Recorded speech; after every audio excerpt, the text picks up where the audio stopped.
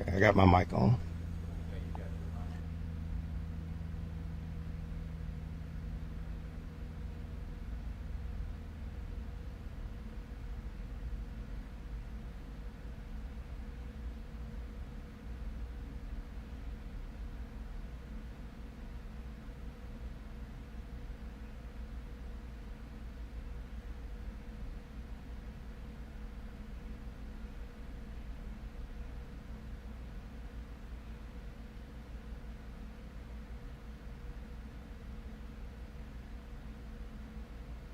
Let's do the little things right. Let's not worry about what the school board says. You do what you've been coached to do. You do it. Don't worry about everything else. Do your job to 100% because your brother next to you means more than the name on the back of your jersey. You come in our house, you get hit in the mouth. You come in our house, you earn it. Respect ain't given, respect is taken, and we take it tonight. It's prime time, baby!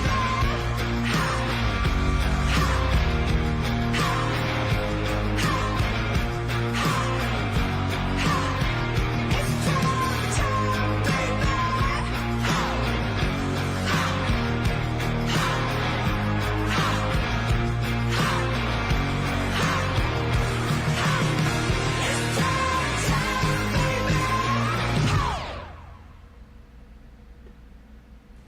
Welcome to TV24 Primetime Sports Breakfast Club, Saturday morning Breakfast Club, live on location right here at Western Sizzling in Oxford, Alabama. I am joined by Buckethead. I am joined by Dex. Where's the king at?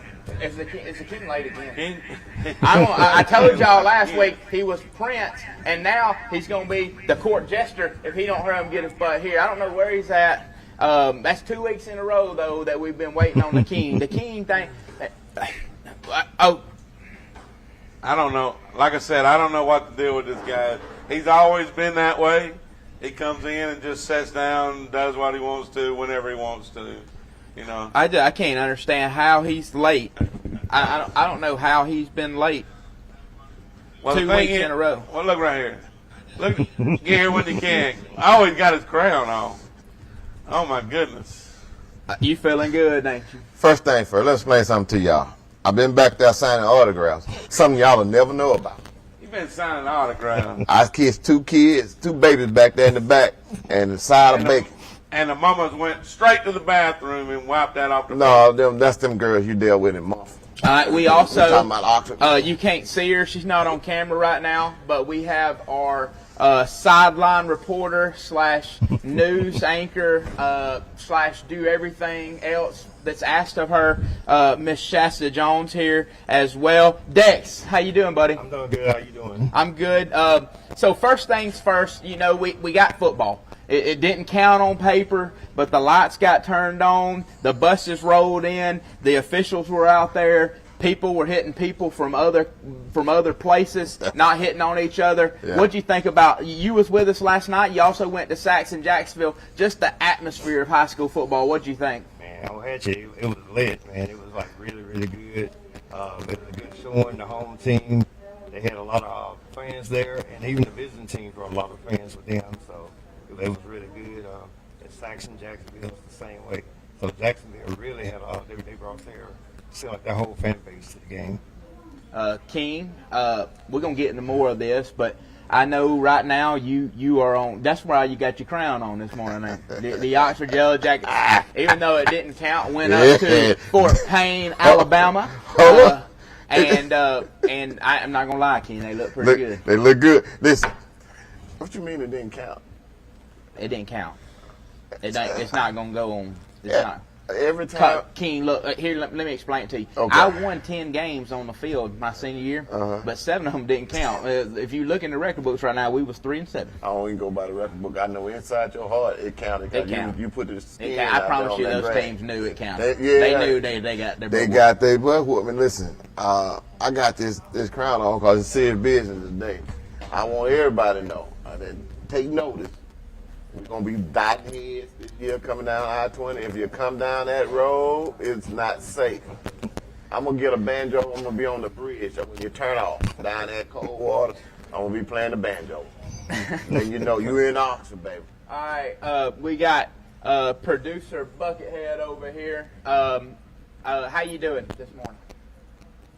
Running like always. I was here though. I You were here. You here this Yeah. morning. Just making sure that we give out a good product always at TV24, and you know we've been working up. Hey, we needed jamborees too.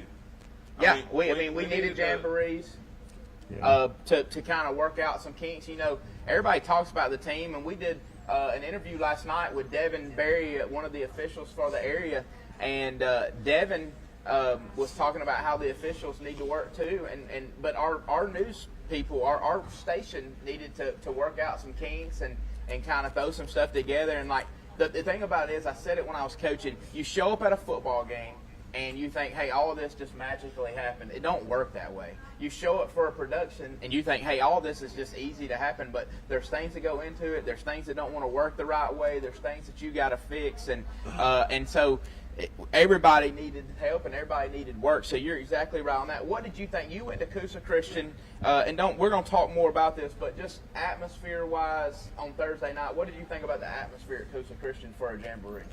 I mean, to me, I thought it was a playoff atmosphere. The guys talked to Coach Mark O'Brien, and Coach Mark O'Brien he didn't shy away from bringing in any talent. I mean, the thing is, he brought in Pell City, which is right now not a perennial powerhouse, but they're a Russ Probst coach team, and he had Hanley there, which is a perennial 4A powerhouse, and you know, he held his own with both teams. Now I'm going to tell you, like I said, I thought it was a playoff atmosphere there. I mean, standing room only all the way around the field. And, you know, to watch a 1A school take on them two teams, I thought it was unbelievable. And I'm going to tell you this, I think that they can throw out the gauntlet in 1A, because you heard it from the Buckethead first. Anybody beats Coosa Christian, I want to see them in 1A. I right think now? Right now. there's a matchup that I'm looking forward to, but I will say this. The matchup that I'm looking forward to is Coosa Christian and Spring Garden. And I think Spring Garden, from what I saw last night, has to improve a lot before they're going to have a chance to beat Coosa Christian early in the season. Well, that does it for our introduction. I'm going to see if Buckethead's got any where we can pay some bills for a minute. And then when we come back, we're going to go through all of our jamborees and break down our jamborees for you this morning. But we're going to take a quick break, make sure the King's ready to go, make sure if he needs a bathroom break, and we'll be right back with you after this.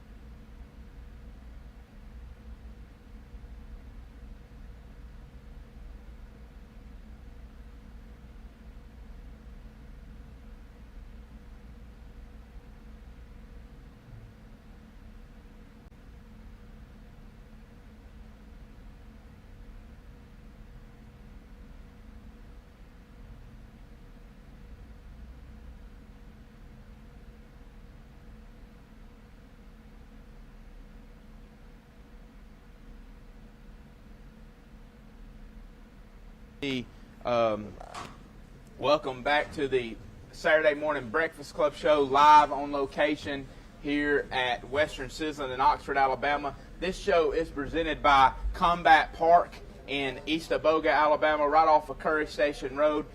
Go visit those guys. They've got tanks. They've got everything you can imagine there. Paintball, all that stuff. I need to go shoot you a paintball. I need a tank. And you can shoot the paintball. Let me get that tank. So show is presented by Combat Park in East Aboga. We want to thank them for being our sponsor. Also, you saw in the commercials we got Mason's Barbecue. Thankful for Mason's Barbecue, not just because King's sitting next to me, but thankful for their support for us here at TV24 Primetime Sports. Another one of our sponsors that I want to look at real quick is Advantage Tire and Alignment right there on 202 in Welborn, Alabama. Anniston, but they Welborn. He went to Welborn. They support Welborn. But if you want to get the right deal in tires, go visit Advantage Tire and Alignment, where the customer has the advantage. Speaking of Advantage, we're having some trouble with luckily we've got our camera working. Will you stop doing that, please? You just took us off the thing. We've got our camera working, but we're having some technical difficulties on the computer. We are, speaking of having the advantage from start to finish the other night, the Oxford Yellow Jackets had the advantage against the Fort Payne Wildcats. Mason Mims looked like he was in midseason form, and they've got weapons everywhere. What, King? You trying to keep it a secret? That's a secret. We don't want everybody to know about it. Man, come on, man. It can't be much of a secret whenever you announced to the world last week that Oxford's going to win the region and go, what'd you say, 10-0? You don't ever give up your weapons, though. We're going to dot some heads. That's just I'm going to give you some weapons because these kids showed out the other night and deserve to be recognized. You've got Jaden Lewis, the tight end, number 2 for the Oxford Yellow Jackets. He had a touchdown catch early in the game, had some key possession receptions. Nick Hampton, the other tight end that's listed, had some key receptions. He had one long gain early in the ball game. And when you talk about Nick Hampton, you also have to talk about Kamari Hampton. Kamari, they threw him a fade ball, and he's long, lanky, can run well, was able to do that. What do you think about, when you're looking at Kamari Hampton from a recruiting standpoint, what do you think about him, Dex? My opinion, I understand he could be an SEC kid, in my opinion. I mean, I really do think he can. Like I said, he's long, he's fast, he's just an overall good athlete. I've seen videos of him dunking basketballs, like double clutch and everything. So, honestly, he could be an SEC prospect. Yeah, and then Soft hands. with all of that, you kind of lose the guy that's kind of that possession guy, do the dirty work in Judd Sire, who's also been a multi-year starter for the Oxford Yellow Jackets, Mr. Steady. And so, That's one of them Sire. and then I'll tell you this, what I was most impressed with also is they've got a kind of a thunder and lightning type backfield with DK Wilson and Jaden Thomas. But Jaden Thomas is a 3-year starter now. DK Wilson though's got that little one cut, get north, get vertical real quick, which is what you love. I was at coaching my son's little flag football team, and all that stuff, and we're not going anywhere. I need you to make one cut, get vertical, and DK did a really good job in that game against Fort Payne. But here's the thing, the King, and this is gonna hurt your feelings a little bit. I know we've been real positive. You're proud to practice. I've been real positive, and you know I'm a Yellow Jacket guy too, but sometimes you got to be real. The question about it is Oxford that good, or is Fort Payne looking to have a really tough season this year? It's gonna hurt my feelings. I'm asking you the question. That's the question I think we have to ask. Okay. Is Oxford really that good, or is Fort Payne?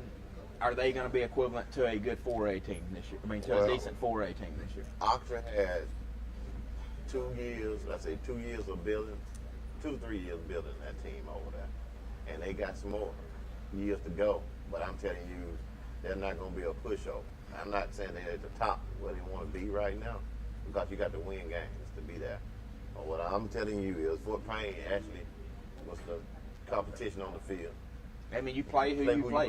You play who's on the schedule. That's right. Fort Payne was lined up, and I thought Oxford, like, I thought Oxford went up there and took care of business from start That's to what finish. you When gotta he do. started the game out, James Tapley had an interception, set him up with really good field position. He had the touchdown throw from Mason Mims to the Lewis, the tight end Lewis, and then some things. Keenan Britt was headache all night, but not just Keenan. Like That defense. like the Tenor at nose guard, Caleb Tenor, I think is his Yeah, name, that's his name. and then you've got Donovan Jones at the other defensive end. The defensive line as a whole, everybody talks about Keenan Britt, which Yeah. is much earned. When you wear Yeah. Britt 10 and you play at Oxford, you're going to be really, really good. Yeah. Which is, you should talk about him. But that whole entire defensive front caused havoc all night long, and so. Oxford defensive front, offensive front, didn't give up a single sack. Last week on this show, we talked about, is Oxford going to be able to, are they going to be able to do what they need to do? And didn't give up a single sack, ran the ball pretty decent. It kind of surprised me because most teams run the football to set up the pass. Most of the time you run it, play action, set up the pass, dink and dunk. Oxford kind of passed to set up the run the other night. They threw those short, intermediate, high percentage passes, and then they started running the football. That's Once something they had big. that defense running sideline to sideline, Yeah.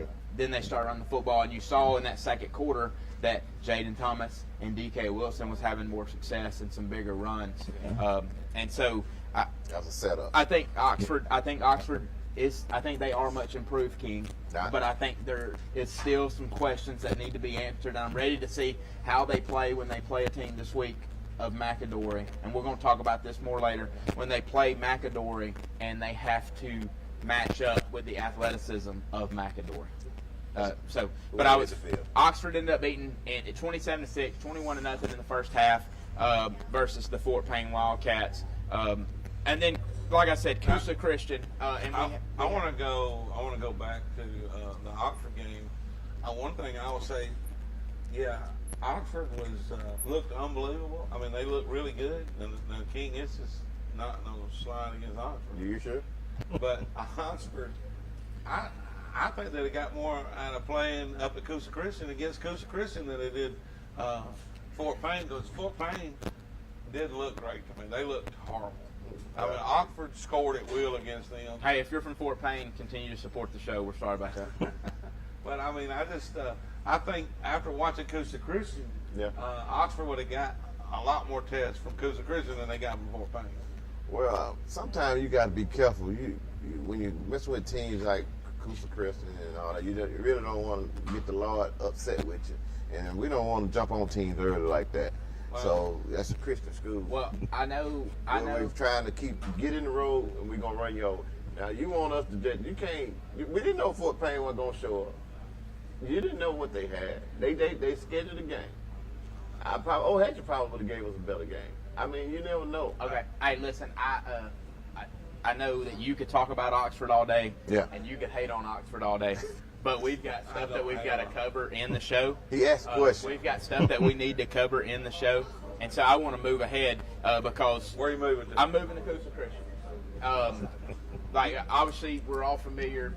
Actually, a lot of people are probably not familiar with Coach O'Brien at Coosa Christian, but he's a Navy SEAL. He's was in our armed forces. Thanks for your service, Coach. And he served. And so how. You got a conversation. You got an opportunity to talk to him. We had the interview, but our system's not working right. It turned into, instead of an interactive show this morning, it turned into almost a radio show, and you get to look at our ugly mugs the entire time. But His interview was, I asked him, I said, Coach, you don't shy away from competition. I said, putting on the event he put on at Coosa Christian with Hanley, and he had Albertville coming. But the new coach at Albertville didn't realize they played a spring game. If you play a spring game, you can't play in a fall game. Right. So Albertville had to drop out. So he had Pell City, which is, we all know there's a lot of. Hey, y'all can get ready. Pell City will be heard all. I don't care if they go 0-10. They're gonna be talked about all year. And so Pell City, Coach Probst there and talked to him. He was fired up. Hanley was there, Coach Strain.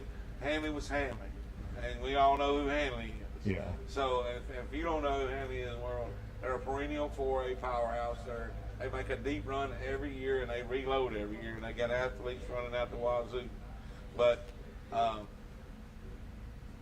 when Hanley and Coosa Christian took the field, I said, goodness, this 1A school is bigger than that 4A school. I mean, player-wise and size-wise. They had as many players and size as a 4A Hanley team, which is a perennial 4A. And that's why I made a prediction earlier. Hanley had two big plays against Coosa Christian that spread that and give you the 26-14 score. Without them two big plays, that's a knotted up ball game with a 1A and a 4A school and a perennial powerhouse 4A school that Coosa Christian got a stalemate with from that point forward. But now Pell City fans don't call in hate, but Hanley went ahead and thumped Pell City, put a little whooping on them, and said, "Hey, y'all need to work a little bit. Say less. Not where you at." But now the 1A Coosa Christian school was all up in their grill too, and threw two pick sixes. Without the two pick sixes, 1A Coosa Christian puts it on Pell City as well. Now, I'm not saying it's not a work in progress, but they're not where they need to be right now to go to Moody this week. I can tell you that, and that's going to get ugly. And so, from overall perspective, atmosphere was unbelievable. 10 rows deep around the fence. There, it was a playoff atmosphere. I'm talking about a late playoff atmosphere, and it was unbelievable to watch the fans interact and how the cheerleaders. We had fans, we had everybody coming in, and unbelievable. That was to kick off the season. We were at Oxford. Coach Chandler called the game at Oxford. I was up at Coosa. Dex, you were down in Sachs. Yes. And with me saying that, we can transfer over to the Sachs-Jacksonville game if you want to. Yeah, I think before we go over to that, I think Pell City's not going to change in 1 year. I hope their fans understand that. I hope they do, but most of the time they're probably not, because most of their fan is Little Johnny's mom and daddy, and they think Little Johnny's better than what Little Johnny is. Yeah. And that's talking from a coaching perspective. And so they don't understand why. It's the coaching. So we got a new coach. He's a guy that won state championships in Georgia, won state championships in Alabama, one of the most winningest coaches in Alabama. We expect to win now. I'm just telling you, that's not how it happens. Well, I'll say this. He brought the quarterback in from California. The quarterback in from California, though, is like a sophomore. Is that not right? He's a young kid. Now, let me tell you what he did, though. Against Hanley, he came out and he threw the ball all over the field, and they methodically moved down the field in their first drive and kicked the field goal. But that was the bright spot of the night. I think the thing about it is I think that Pell City, if they're going to have some success this year, they have to be able to run the football. If they cannot run the football and play good defense, it's going to be a super long year for Coach Rush Probst. But, I mean, here's the thing about it. Rush Probst don't care what I think. He don't care what you think. He is about building a program. He thinks you don't care what the king thinks. Hey, and the Say it thing, again? he don't care what the king thinks. You know? Well, you look at me too, I I will care tell what you you this. I will tell you this, and then we'll move. He is building the program the right way. Yeah. They bring a do bunch of things the players right in. way. A year in the weight room is going to help. A year in the weight room is going to help them. They actually hadn't had as many move-ins as what everybody keeps saying they've had, which you can tell when you watch them play right now. I'm not saying anything bad, but everybody thinks that they've had a massive move-ins. They haven't. But he's building the program the right way. They're feeding their players 3 times a day. They will have new facilities built. Don't you think that Oxford, Westbrook Christian, Moody, all these other places are going to build new facilities, and that Rush Probst at Pell City's not going to get facilities? So expect So he's facility feeding the player how many upgrades. times a day? 3 times a day. I think I'm They gonna feed go them at sign up to breakfast. play with They him. get do that, lunch, Buckhead. obviously, and then they're getting another meal after practice in the evening. And so they're running their program the right way. He's going to get that thing turned around. Just give it time. But Pell City fans, it's not going to be this year. It's gonna now, take time. I will tell you this. I think by week 6 when they play Oxford, I Here think we Pell go. City will be much improved. Here we go. You Here we never go. know what kind of injuries. You don't wish injuries on anybody, but injuries are part of the game. And so you never know what can happen there. But I do know this: it will be a great atmosphere that week. You know, Oxford does the Pell City Hate Week. Pell City has the Oxford Hate Week. It will be a thing. I need to tell y'all this: the Battle of I-20 is Oxford and Pell City. I saw a post where Moody and Pell City are trying to name theirs the Battle of I-20. Moody and Pell City, that's great, but Oxford and Pell City is the Battle of I-20. Need to come up with a different name, but that is cool. I'm glad that we got more rivalries. But I'm just being honest with y'all. Hey, one thing I want to throw in there, Coach O'Brien he's under the Russ Probst tree. So I mean, that's why Russ was with him, and that's why he came to the Jamboree. So he was under the coach with Russ Probst. Kyle Brock, I agree with you. Coosa Christian is going to be a problem in 1A. They do not look like a 1A football team. And they competed, and when you saw them warm up, they look like 4A Hanley. And Hanley, Dex, you can Hanley's going to be one of the bigger 4A football teams in the state. They are, so. They return all their offensive defensive linemen, so they're not going to be small by any stretch of the imagination. And so I think Hanley's going to be really good again. They're trying to work some things out. They're super young in the secondary. I think they got some skill players. They got to find out who's going to replace Jay Haynes. And I was talking to somebody about that yesterday. They felt good. They feel really good about their team.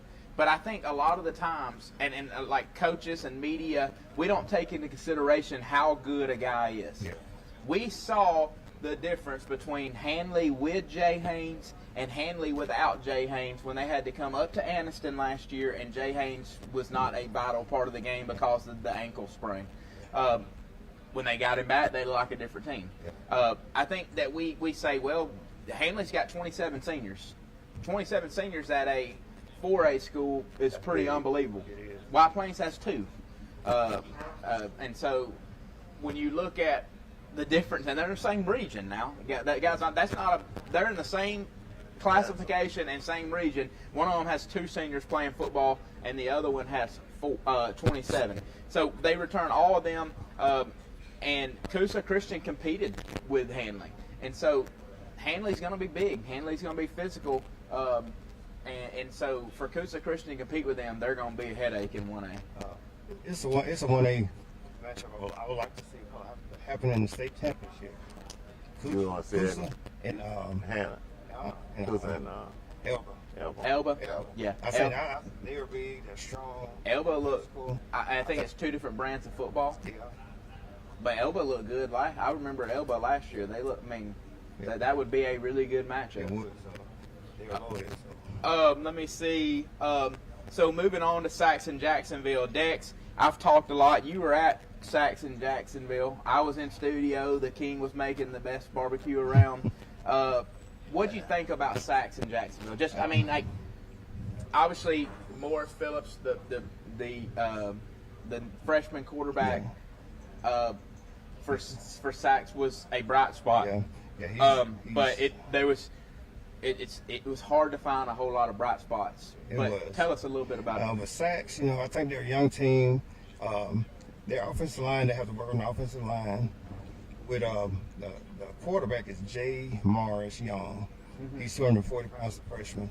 He's got a rocket for an arm. Yeah. And he can actually run, but in that setting, the quarterbacks couldn't run. And so, I think it was really hard in that regard for him. Yeah, let me explain what you're talking about, and I'll come back. The quarterbacks, Jacksonville wore white, but Jim Ogle wore their baby blue, and the young kid was wearing gray. And quarterbacks couldn't run. You didn't hit the quarterbacks. They were trying to make sure they protected the quarterbacks because that's a valuable part of the team. You don't want to get a quarterback hurt in a Jamboree game. So I thought that was smart on both of their ends. And I think Jacksonville, there'll be a challenge handling and Anderson this year.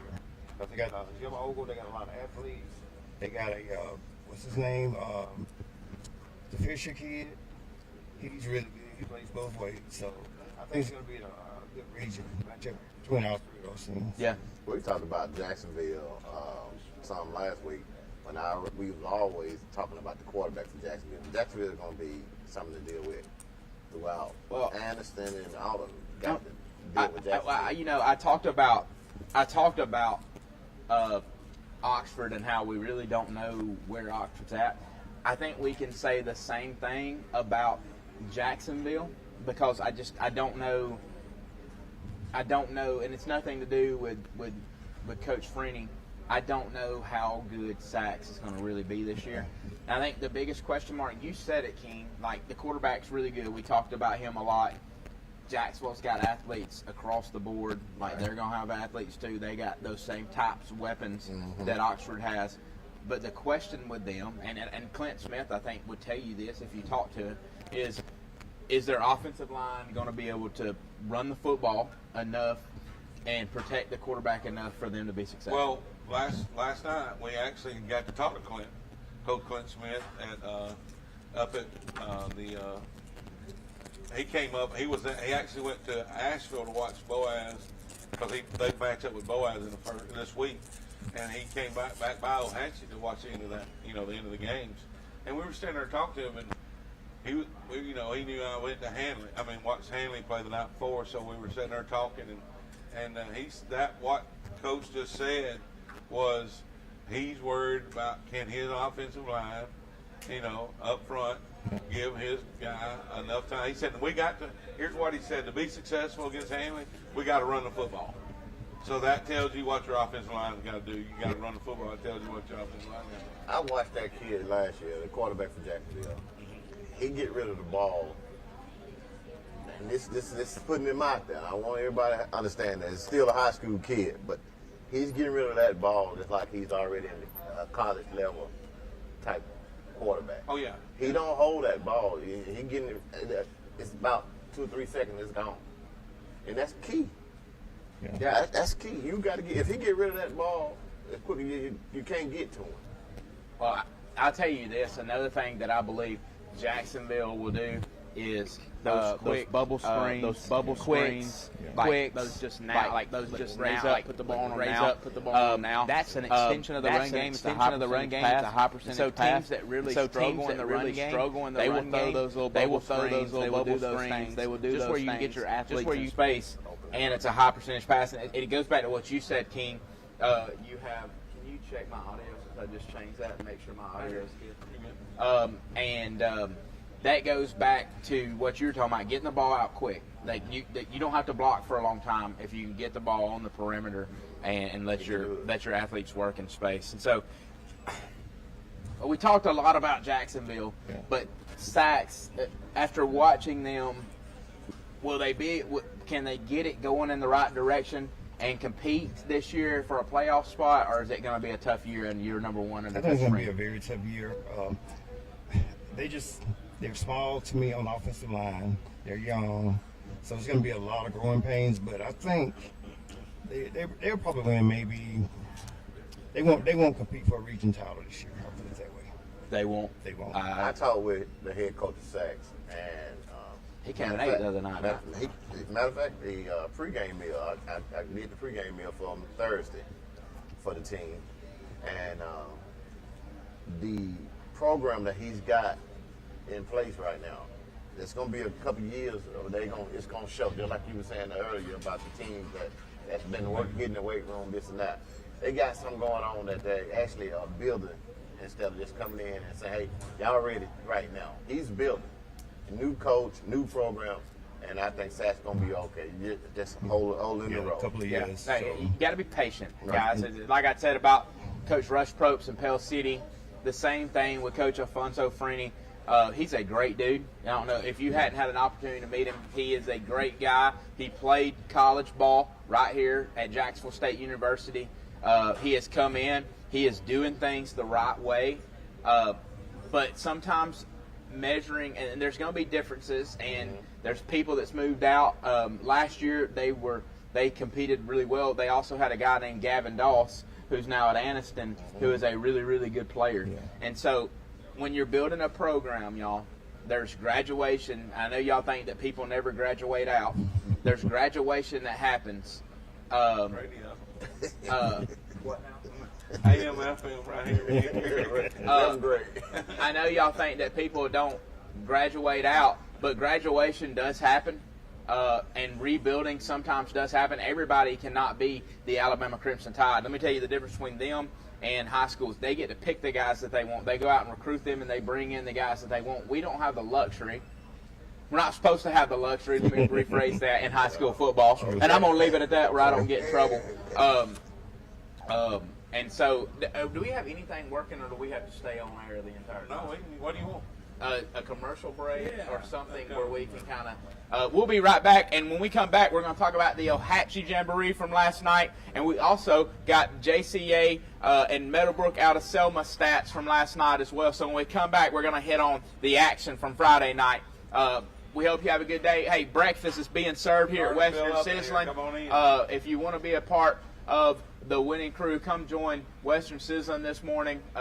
We want to thank Kenneth and all the people at Western Sizzling for what they do and allowing us to come in. And so come join us. We still got an hour and a half left of the show. We're going to pay some bills real quick, and we'll be right back. Talking is done, man. It's time to come together and change the culture. Let's do the little things right. Let's not worry about what the school board says. You do what you've been coached to do. You do it. Don't worry about everything else. Do your job to 100% because your brother next to you means more than the name on the back of your jersey. We come into our house, you get hit in the mouth. You come in our house, you earn it. Respect ain't given, respect is taken, and we take it tonight. It's prime time, baby.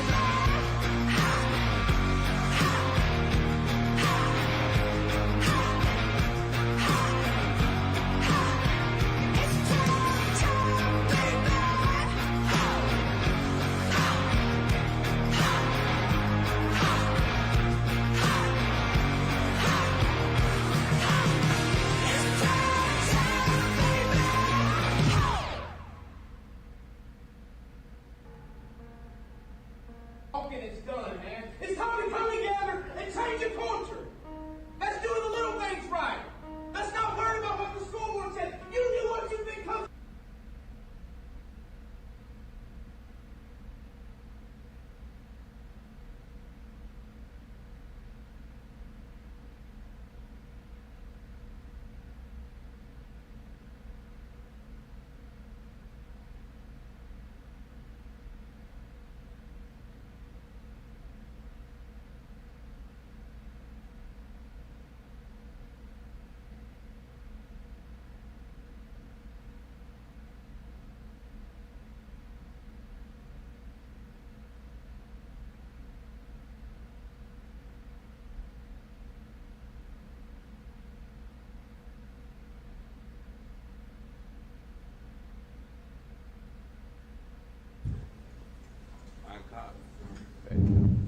Welcome back to Western Sizzling and the Saturday Morning Breakfast Club. If you're just now joining us, we've been talking about the Jamboree week before we get into week 0.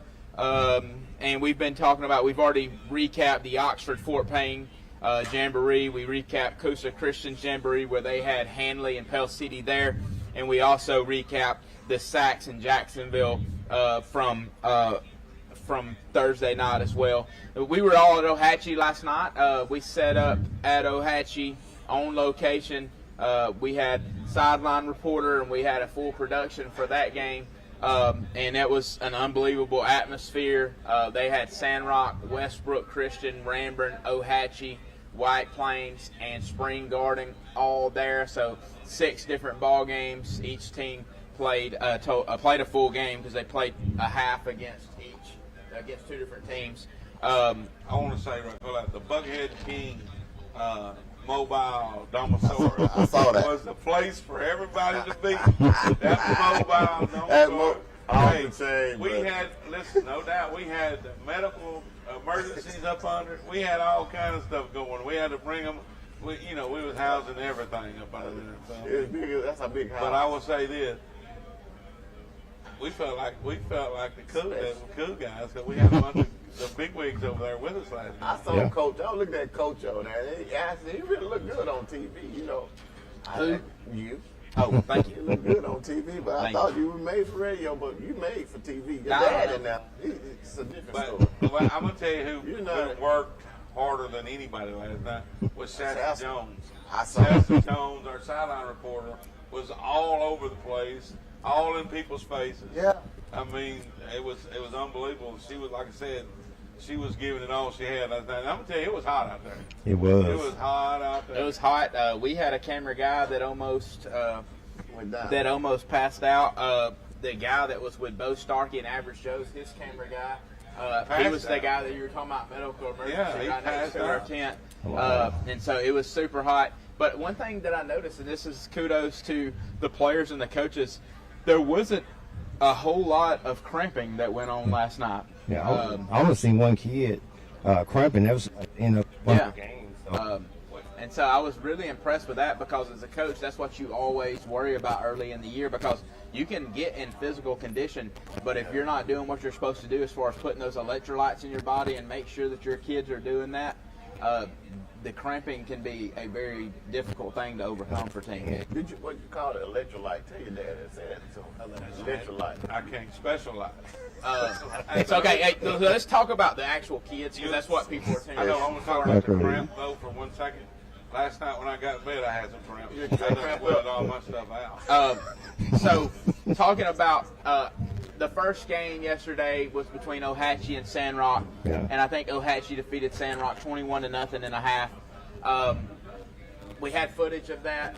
Like I said, we're having some technical difficulties, which has me frustrated more than y'all can even know that we. I think the computer overloaded. We're trying to download everything this morning. But technology is technology. At least we're up and running. But Dex, I was telling you about the quarterback, the Robertson kid from Ohatchee. What did you think about him? That kid's gonna be really good. He's like 6'4", 6'5".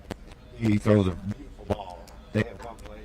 He threw it 40, 50 yards like on the road. Yeah, And I mean, he caught the guy in stride. and it looks so like it looks effortless. it does. It's like a flick of the wrist, and it's like 40 yards right there. But they also, you know, Ohatchee's going to line up in that ugly eagle. And if you don't know what that is, they are foot to foot. They've got 11 guys in a phone booth, and they're trying to hit you in the mouth. They're going to do some misdirection stuff. They'll run some buck sweep action, some different things offensively. But now they have a guy playing quarterback who can make those throws, and they got some guys that are lining up that are pretty good receivers. That's what I was going to ask you that. And also, Twos. for Ohatchee and Kamachi, they have 2 good running backs.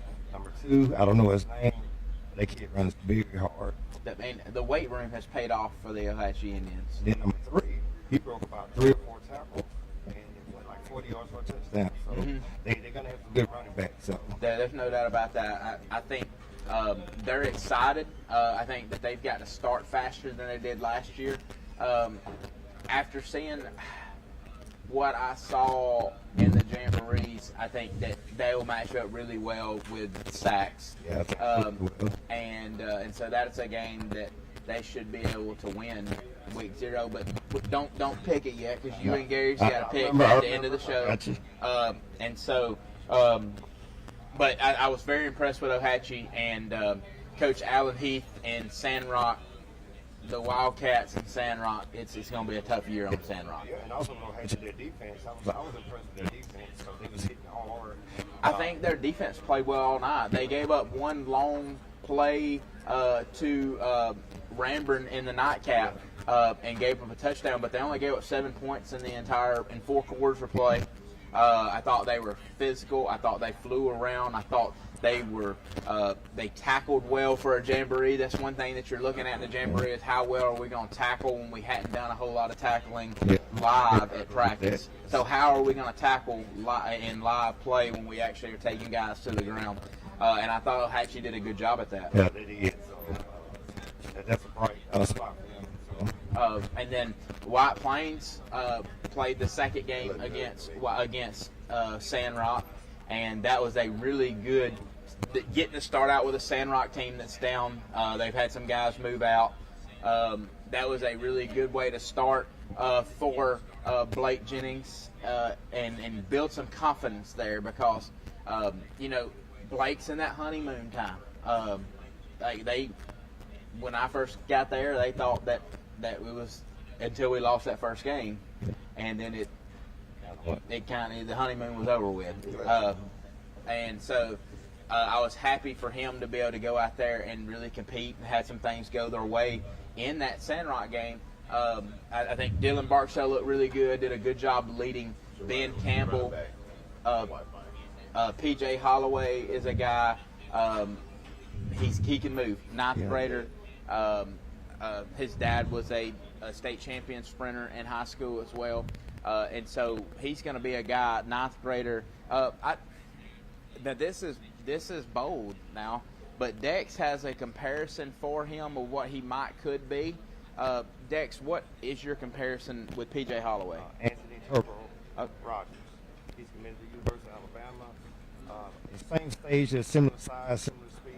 So if he continues to develop, possibility that he could really be that guy. Yeah, I think that he's got a good-looking frame on him. He's not extremely tall, but when you're talking about stock, like a build that can put on muscle mass, he's got that. And he's a 4.5 40 guy right now, and he's, like I said, he is a freshman. 14 years old. Played last year for us some, so really excited to see his development and growth. But they got some guys out, and Patrick Sams is a guy that's worked his butt off to be where he's at. He's going to be a guy that totes it some. But Luke Richardson played last night, freshman. Taylor Brown played outside linebacker last night, freshman. They've got two seniors on the team, like I said. One of them is Dylan Barksdale, and another guy is Cooper Tenney, who hadn't played. Cooper Tenney hadn't played since he was, I think, elementary school football. And so two seniors, one of them obviously Barksdale, who's played since he was a freshman, and another guy who first time being back out there is this year. And so they got a really young team. They're going to take their lumps when they play Handley and they play Jacksonville and they play Anniston. That's going to be a tough matchup for them. But I will say this, Blake Jennings has those guys playing extremely hard. I thought they tackled well, and I think that they're going to have success, and it's going to be a really good football game, week 0 with them and Ranburne. Don't pick it yet, but I think it'll be a good game with them. The next game was White Plains and Spring Garden, and I thought that was going to be a better measuring stick of where White Plains is. Because, like I said, like nothing against Sandrock, they've had a lot of people move out. They've had some guys that would really help them be successful, but they're going to have a tough year. And that hurt. I mean, I coached with Coach Allen Heath when I was coaching with when Will Wagner was the head coach at Montford. He was on Will Wagner's staff. Great dude, but I think Sandrock's going to struggle. And in that Spring Garden game, Spring Garden's got a couple of offensive, defensive linemen that really good-looking kids. Obviously, they've got some players in their backfield. The thing about it is with Spring Garden is they had some guys playing in different positions than what they played last year. So I'm ready to see, was that a facade, or is that something that's actually something that they're going to do this year? The two offensive linemen caught my attention was number 72. He was like 6'5", maybe 270. And number 70, it was real aggressive. They were hanking kids, so that's a bright spot for them.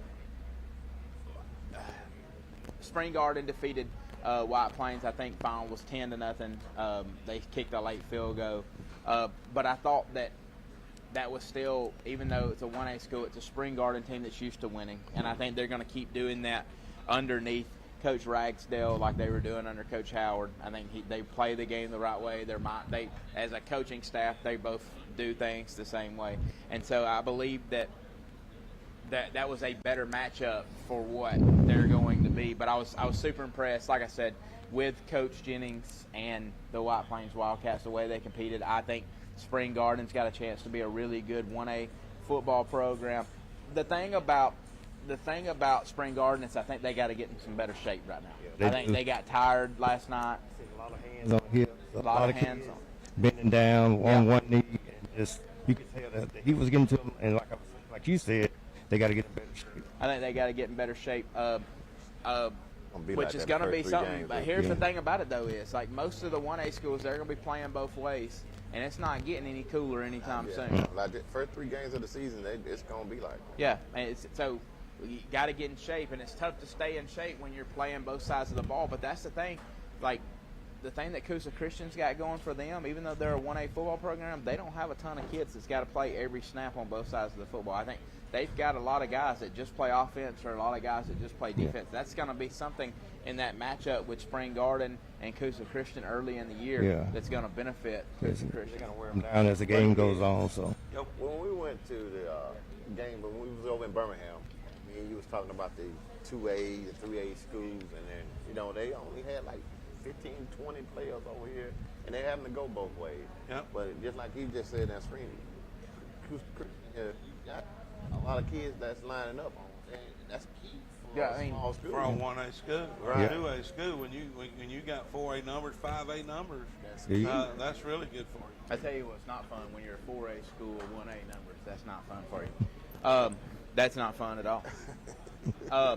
But so I thought that Spring Garden has a chance to continue doing what Spring Garden does and have it and be successful this year, especially in 1A football. Yeah. I think that White Plains, their schedule is really tough. Speaking of White Plains' schedule being tough, the next team that we saw was kind of a team that I was intrigued to see. The Westbrook Christian Warriors. What are they going to look like right now? Literally, Coach Smith's been there for 2.5 months because he finished out the year as the AD at Piedmont. So he literally started full-time at Westbrook Christian when school got out.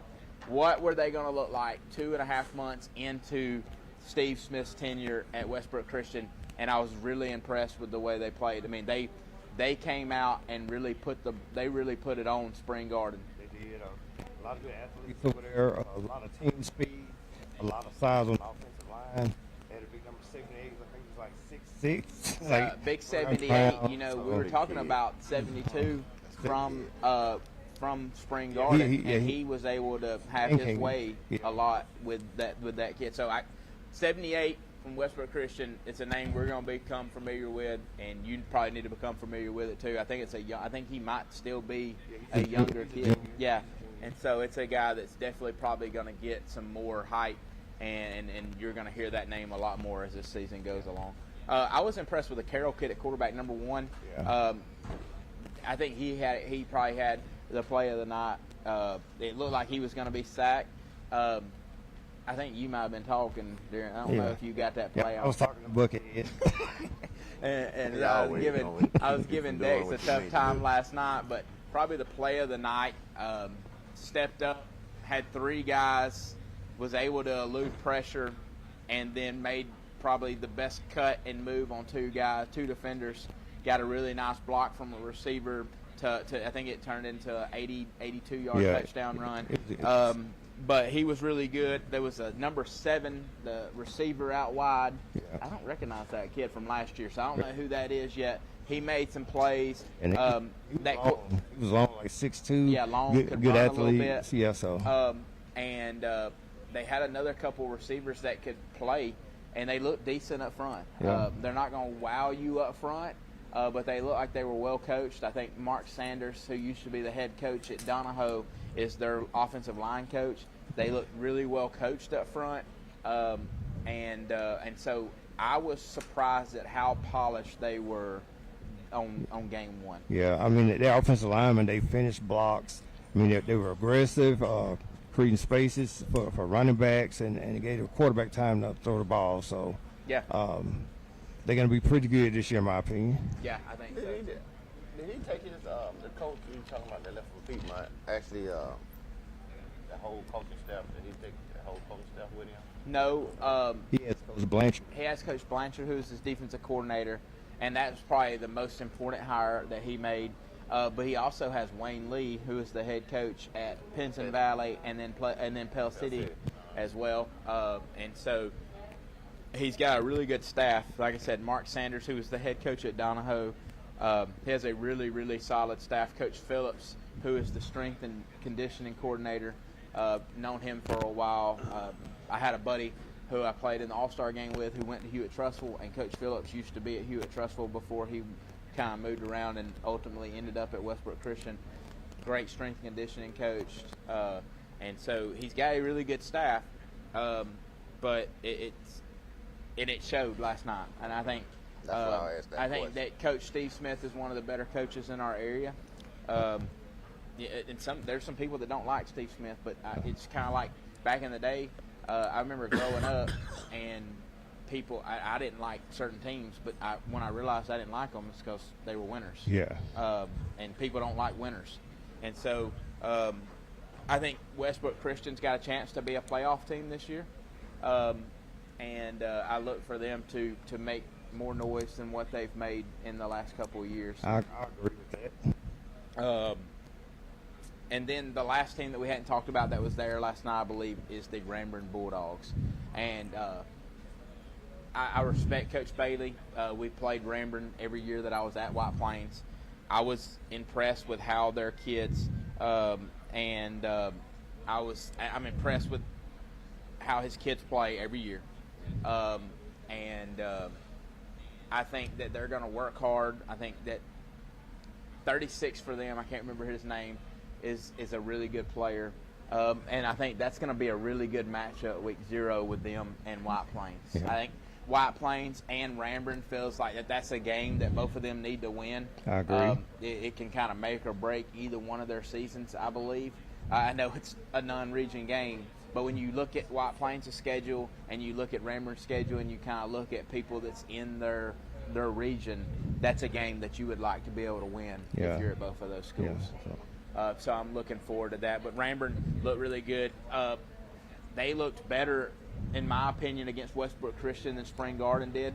I think they competed more with Westbrook, and Yeah. that may be from Westbrook playing some different guys in different positions than they did the first game. Yeah. But I thought they competed against Westbrook, but Westbrook pretty much dominated both of their Against the quarters, yeah. Westbrook messed against Ranburne. Ranburne kind of ran some crosser plays and caught Westbrook Christian in man coverage, and a guy got open, had a long touchdown catch for Ranburne. But other than that, Westbrook Christian kind of dominated both of their halves. And then Yeah. at the end of the night, like we've already talked about, Ohatchee and Ranburne in the nightcap finished it off, and Ohatchee was able to win that one 13-7. And so I think if you're Coach Chris Finley, Yeah. one, you have to be excited because you probably made some money last Yeah, night. yeah. And so I think he's got to be excited about that. And then two, I think he looked really good in both of his games, and they had some question marks. Yeah, I agree and with so that. I believe he's got to be excited. Like I said, the weight room has paid off for Ohatchee, but it was just a great night. And we talked about it yesterday, Uh-huh. but when you're able to go to those county schools and you're able to have those kind of atmospheres, you don't have that everywhere across the state. Now, you can go to some of these bigger schools, you can do all that, but you're not able to go there. People don't have the creek banks, and we don't have the hill, or we don't go to the valley. And you talk about those atmosphere. Calhoun County is very lucky. Let me ask you this, King. In your opinion, who has the best game day atmosphere in Calhoun County? Game day. Game day atmosphere. That's gonna be hard. I gotta have two of them, and I'm gonna pick the Anderson High Bulldogs, and That hurts that your heart to valley, say that, didn't it? that valley. I'm just telling you where we went Time last out. year. Okay, time out. You just You heard you what I didn't, said. you didn't say Oxford. Because, How bad that hurts you? Because I'm dealing with some people that's kind of timid around me right now. And every time I say something about Oxford, y'all start crying. So I'm gonna give y'all. I don't have to brag about Oxford. I already know we at the top. So you people get to acting crazy when I start talking about them Yellow Jackets. So I'm just gonna give you the valley. The valley got a different atmosphere out Yeah. there. They do. And then you dealing with Anderson High. When me and Anderson- Buckethead, listen, me and Buckethead went to Anderson pep rally. They got DJs in there. They got drones inside flying around inside the place. When Anderson's good, their atmosphere is really what good. you talking Yeah. about? It's really good. It They is. the band's gonna be What rocking. you talking about? They got a They really rock. good atmosphere. Yes. You are correct on that. And Alexandria, Oh. I think me and you talked, and Yeah. you said the Hill. Yeah, yesterday. Welburn. I think Welburn has Why a do you great. think Welburn has the best atmosphere? I think it's a real close-knit community, so I think everybody buys into the program. So every Friday night, I mean, it's just it's standing room only. Sometimes it just doesn't have to be a rival game, so it could just be a team that they added to the schedule, and it's going to be crowded. It's gonna be packed. But I'm gonna ask you that. This is, I got to finish that. Then I got a question for you, Coach. To go to these small county schools and just see how the fans and the kids are reenacting together, and then come game night, and you go up in there. If it's not timid, if you're not got something that's going on when you step off that bus, the visiting team step off that bus, and that crowd don't have you. Man, I don't think I want to get off this bus. It's something wrong with you. I'm telling you, it's a different atmosphere when you go to these places and it's rocking like that. Yeah. Now, me and Buckethead did a lot of traveling last year, and we got a chance to go out to these places. And I'm sitting around watching, and I'm kind of getting nervous. I'm not playing, but I've been here before. Yeah. And it's different. Yeah. And just to hear how the kids are, and the cheerleaders and the band, they louder. Yeah. It's Bucket, just another. you've been quiet. Your Struggling best, over it. yeah, that's Yeah, fine. you Your best messing up. game day atmosphere. What do you think? Alexandria probably has the right now.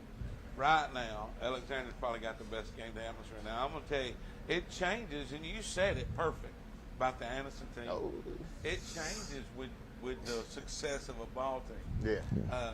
Oxford struggled for a little while. You look up in their stands, and they have 15 No, hold on. I'll get Oxford in a second. You just keep talking about Anderson. Okay. White Plains is different, though.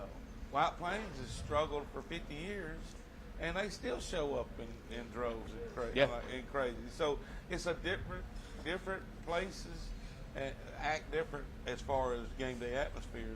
Anderson has a bad couple of years. It'll be a ghost town, just like Oxford.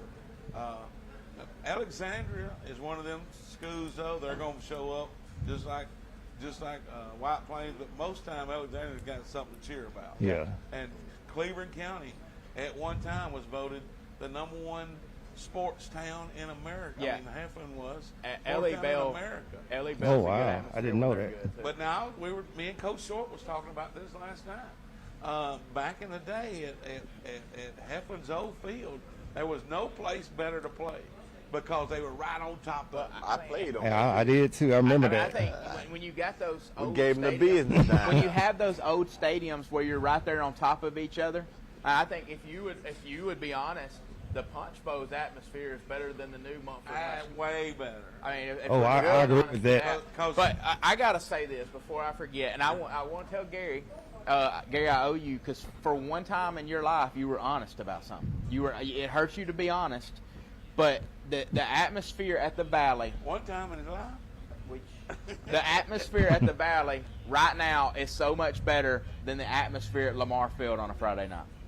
And Oxford fans can do it. Like I've been, I don't know. Time out. Let me finish.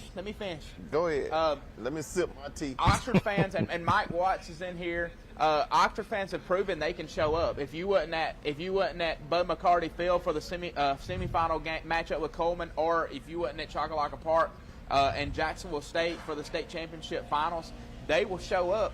But it's not like it was. And here's the thing: when you go to a football game, get off of your phones. Watch the football game. Unless you're watching TV 24's other Unless game. you're watching the other game. But go to the game, or watch that later. If you're at a football game, watch the football game that you're at. I am so sick and tired of seeing people on there. It's like, it's a social media day. So you're a coach, though. No. You can't go off Yeah. in the stand and tell these people what to do. I can do it now. Yeah. Do what I want Yeah. to now. I don't coach Be no like more. that band. Hey, They're going to tell you what they think. Hey, it'd be like the band out That- there. that- that's what I mean. Look, I don't care though. I knew I was the most hated guy in the stadium. If you ain't gonna blame Lil Johnny, you gonna blame the guy. You gonna blame the coach. That's coach. That's what last night those officials like. Hey, you gonna come call with us now that you ain't coaching no one? Crap, no, I'm not. I said I was already the most hated guy in the stadium. I don't want to be the second most hated group. When the most, if your dad was around, you second. He But the most you're hated. right. But I think Alexandria is up there. I think the Hill is up there. Yes. I think if you go to Saks. I talked about it yesterday. It's these atmospheres that you don't get. You go to the Creek Bank. Yes. You don't get those atmospheres everywhere. True. And like we went and covered the Hoover Thompson matchup a few years ago in the playoffs at the Met, and that was that was a cool atmosphere. But to me, I would much rather. I'm a old school. I want to see the small school rivalries. I want to go to these stadiums and where it's packed out. Like y'all said, like I want to go to these stadiums where you're sitting shoulder to shoulder, and that's the atmosphere that I Here's look what for. I always said about that: don't build too big of a facility that you can't fill it up. Yeah. I like it packed house. And I it's- don't care if it's 100 people, pack it out. And so what I like about Welborn, and Gary knows this, they used to be a 5A school. So now they're 3A school, and they're still packing everything out. So it's always been great over there for me. So as far as, atmosphere. I played against these all these schools we're talking about, Alexandria, Welborn, Sykes, and at that time we have the crowds that's gonna come. They coming. Oh yeah. And I'm talking about, we ain't gonna just talk about my Yellow Jackets fans like they on the zits. Let me tell you something. They coming. You just got to be able to put a team over there. No, that's gonna don't be a come. fair weather Hold fan. on. Don't be a fair weather fan. Let me finish what I'm Support your saying. school, whether or not they're having a Hey, really good year or a really bad You year. got a voice, I got a voice. Okay, sorry. All right, let me tell you something. That's why they call me the king. I'm going to say what I got to say right here. That team, if you got Anderson High over here and Oxford playing, that's a packed house. That's going to be a packed house. Oh, I agree with that. I don't I'm care talking about what who record you is. bringing over. I It don't- makes a difference. I don't care what the record is. It don't matter. Bring what? You- Listen, you You get bring your Huffman, team. ain't nobody gonna be at the game. That's right. Hey, I don't want to That's hear what I'm that. saying. Anderson tried to play the last 2 years. I don't make that call. I'm just asking Like, everybody. I don't I sign can go that ahead and paper. tell you right now, Anderson tried to play the last 2 years. I don't make that call. Bradley Ball begged for it. Bradley Ball is not the man to make that call. That comes from We're the gonna get that superintendent. eventually. That's another. That's all. All right, so going back away from, You think we scared of him? I No, I think Hey, you got some. I asking you a didn't question. say that you were I'm scared of asking you a them. question. You talking to me? Yeah. I don't think that y'all are scared. Okay. But every year, Oxford makes the excuse of why we're not going to play Anderson. Like I So said, they won't that's let me between y'all. do. Look, that's between y'all. You figure it out. You're the king. You supposed to be the king. You the king of barbecue, the king of Oxford. They won't let that's me. you to figure out. It's the thing about it is you won't let the king. You gonna ask the king the question for him. Okay, you well, can't answer. do that. Answer. You ask me a You want some question. water? I'm telling Yes, you what ma'am. the deal is. Just, well, you can walk over. Hey man, I want a steak medium well. And a potato slide, butter on the side. All right. No. All right. King, go say what you got to say. Okay, what I'm saying is that game, we've been talking about it for the past couple of years. Anderson Oxford, we've been wanting it. Everybody wanted it, besides the people that So actually what do say we got to do to make it happen, Gary? everybody want the game.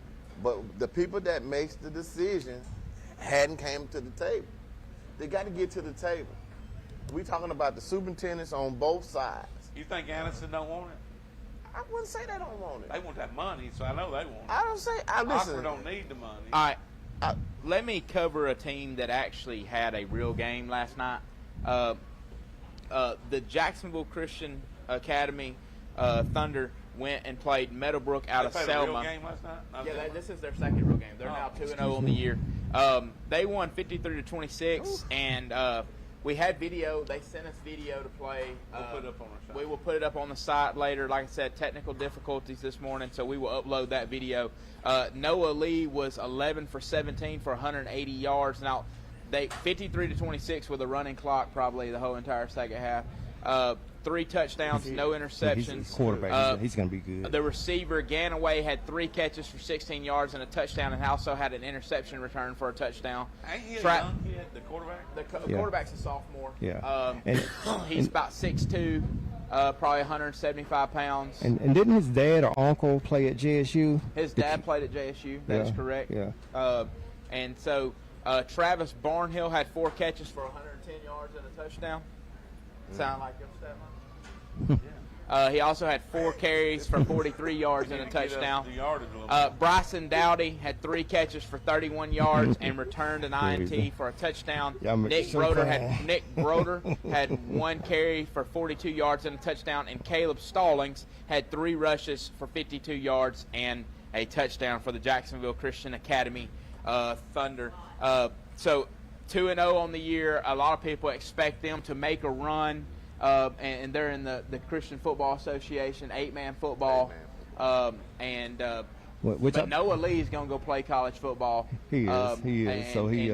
I think he's a prime example of if you can play, they will find you, and so they're going to keep getting better and better, which is funny because Noah Lee is actually, and I talked about this last week, is Coach Miller's grandson.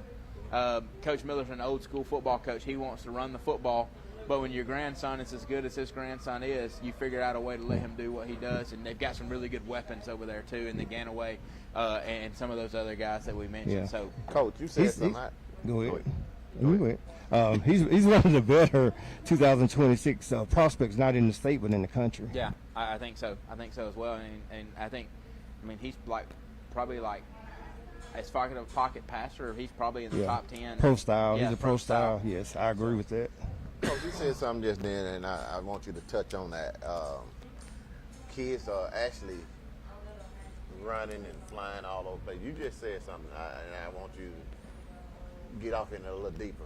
When you said if you got that talent and you're playing wherever you play at, they'll come and find you.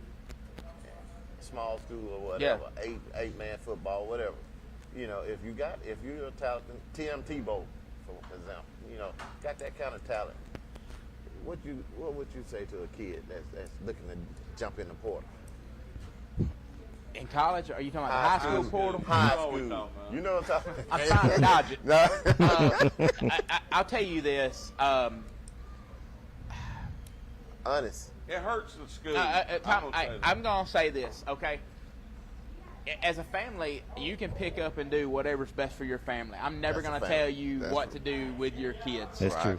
From a coaching standpoint, though, you spend a lot of time developing these kids and pouring into these kids, and not only just as a football player, but relationship with these kids. And so there is nothing worse than when they pick up and leave. But at the same time, like I said, we don't badmouth coaches when they pick up and leave and go to better opportunities. Oh, Gary does.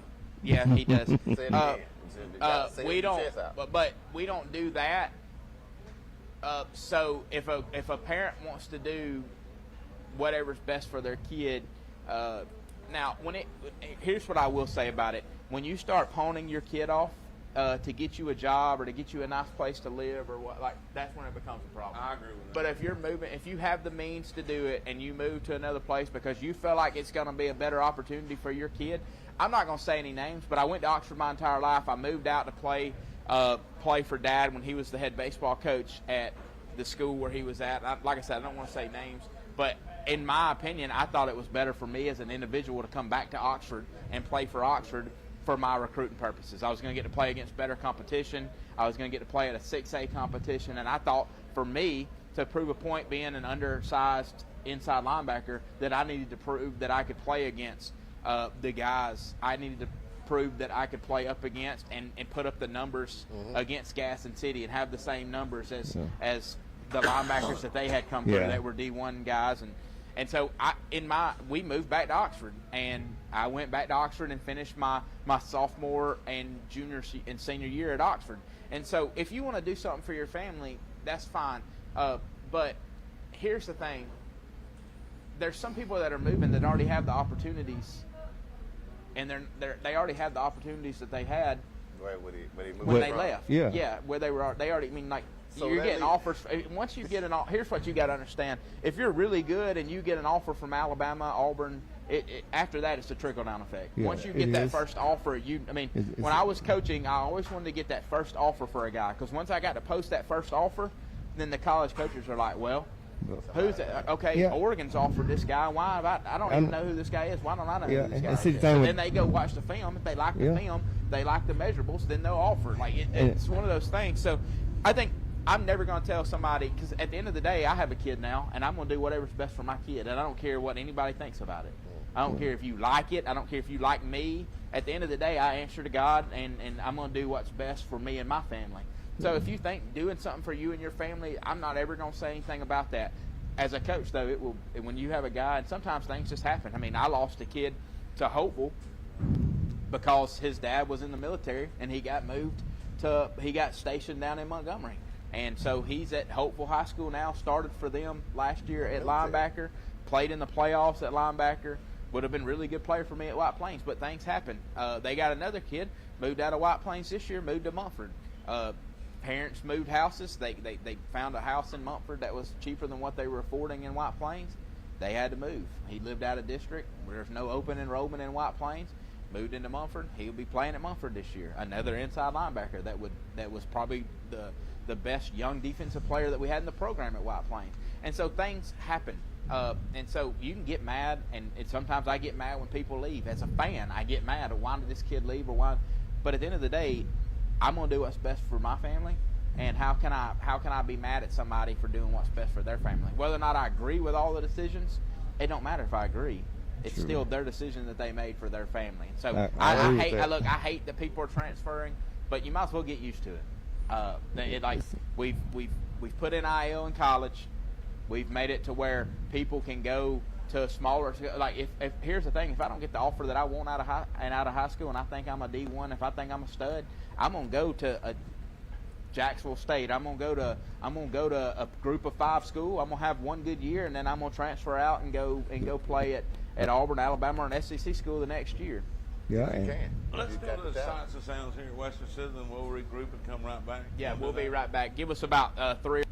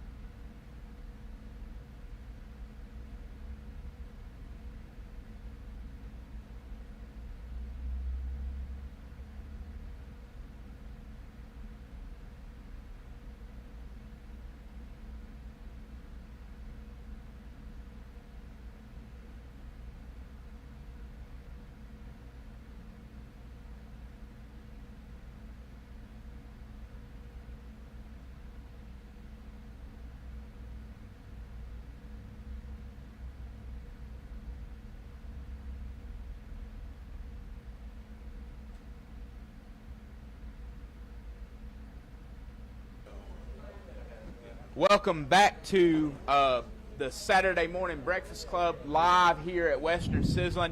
A couple of things I want to talk about for all your cosmetic and all your implant, anything you need dental work-wise, go to Oxford Dental Care. Dr. Whit Welch and his crew over there will be glad to take care of you. I hear that they have one of the best-looking dental hygienists in the area. Advantage Tire and Alignment. If you want the advantage, go to Advantage Tire and Alignment where the customer has the advantage. Another thing about Advantage Tire you need to understand is they support our local kids in Calhoun County. So if you got any tire or alignment, brake, rotor, car repair stuff, go see them. If you don't want to go, if you don't see them and you live up towards the Jacksonville area in Calhoun County, go visit Jacksonville Body Shop for all of your for all your deals on cars. Webb Logistics, if you need something moved, they will get it moved and they will have it there on time. And Southern States Bank. Southern States Bank has partnered with TV24 Primetime Sports, and they bring you the Thursday night game, the Friday night game, and they are also the sponsor for the pregame show, The Winning Drive. If you got any banking needs, go to Southern States Bank and let them help you. And we've got to brag on our people here at Western Citizen again. So hospitable. And we want to thank them, and I can't wait till we get done with the show so I can actually go eat breakfast. And so now we've got a new segment. Kind of told you about it last night. It's called Dex's Dudes, and it is, everybody knows about Dex Prep. If you've been to a football game in this area and you hadn't seen Dex, that means you probably hadn't went to many football games. Right. So we've got Dex's Dudes this morning. Dex, the first guy you're going to talk about is Jim Ogle, correct? Yes. All right, tell us about Jim as we watch some of Jim's highlights. Jim, he's a three-star quarterback that's committed to Troy. I got a chance to watch him in the Jamboree game. He's gotten a lot bigger. He's close to 6'3" now, maybe 205 pounds, has a very strong arm. He's really good at rolling out and throwing the ball, so that's one of his strong points. He's actually a good runner when they let him run, as you can see right there. So his dad is actually the former coach of Jacksonville State, Jimmy Ogle. So he has that pedigree in him. You know, he's going to get coached up very well by his dad, because, you know, dads just do that when they're football coaches. So I'm looking forward to Jim. Probably, this is my opinion, I think he may even pull in a couple of Power 5 offers this year. So he, as you can see right there, he's pinpoint accuracy with his passes, and he has a very high football IQ.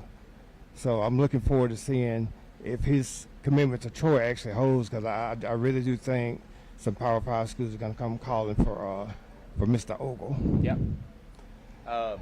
And so the next guy that we have is a guy that everybody, I think, is familiar with, a name that everybody's familiar with anyway, Mr. Keenan Britt of the Oxford Yellow Jackets. Tell us a little bit about Keenan. Well, everybody knows Keenan Britt. With the last name Britt is KJ Britt's younger brother. The new rankings came out, and he's the number 68 overall player in the country, the number 9 overall defensive lineman, the number 4 player in the state. As you can tell by his film, he's very physical. He reminds me a little of KJ. He plays defensive line. It depends, in my opinion, if he gets bigger, he will stay there. If not, he may be used like as a edge type kid, very aggressive, very smart.